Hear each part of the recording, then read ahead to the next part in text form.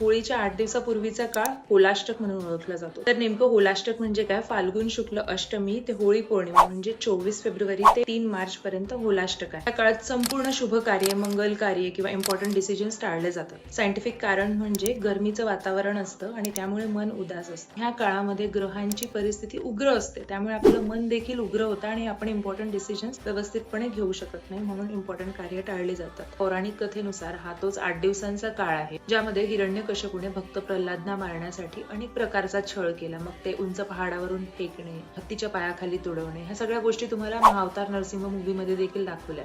तो हाच 8 दिवसांचा काळ होता.